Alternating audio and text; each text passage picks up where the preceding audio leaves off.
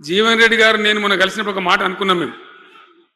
ఎట్లా ఎట్లా ముందుకు పనిచేద్దాం ఏంది మేము ఇద్దరు మూలకోలం అనుకొని ఒక కుటుంబంలో అన్నదమ్ములాగా పనిచేద్దామని చెప్పిన నేను.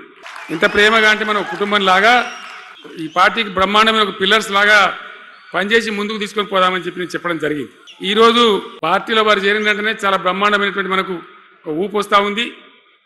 నేను జీవన్ రెడ్డి గారిని కోరుతా ఉన్నా, జగిత్యాల మందం కాదు, జగిత్యాల జిల్లా కాదు, పాత కరీంనగర్ జిల్లా కాదు, మీరు ఆదిలాబాద్ చూడాలి, నిజామాబాద్ చూడాలి, పరిసర జిల్లాలు చూడాలి. పార్టీ ప్రధాన కార్యదర్శిగా ఈ నిమిషం నుంచి నేను అపాయింట్ చేసుకుంటా ఉన్నాను.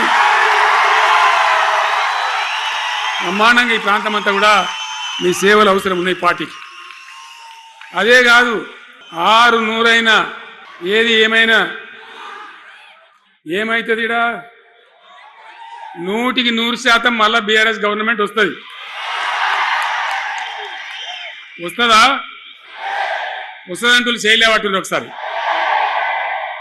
కెమెరాలు కట్టి దింపుకున్నారా బాబు?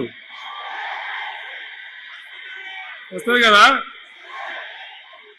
ఇవాళ జీవన్ రెడ్డి గారు పార్టీలో పనిచేసి పార్టీ కోసం సేవ చేయడమే కాదు, రేపు భవిష్యత్తులో బీఆర్ఎస్ గవర్నమెంట్ ఏర్పడిన తర్వాత కూడా బ్రహ్మాండమైన పదవిలో ఆయన అద్భుతమైన సేవలు మీ జిల్లా మొత్తానికి అందించబోతాడు. తెలంగాణ రాష్ట్రానికే ఆయన సేవలు అందించబోతాడు. ఇది నా మాట, కేసీఆర్ మాట అని నేను జగిత్యాల గడ్డ మీద చెప్తా ఉన్నా. నేను ఎక్కడైనా మాట ఇచ్చినంటే తప్పలే. కాబట్టి జీవన్ రెడ్డి గారిని మీరు జగిత్యాల మందం మీరు యుద్ధం చేయాలి. యుద్ధం చేసేదానికి ఆయన ముఖాబిలా మనిషే లేడీడా, మీరు సరిపోతారు. ఆయన నాకు అప్పచెప్పాల బయట పనిచేయడానికి. కరెక్టే కదా? అట్లే చేద్దామా? అట్లే ముందుకోదామా? జగిత్యాల యుద్ధం మీ వంతు, తెలంగాణ యుద్ధం మా వంతు. ఓకే కదా?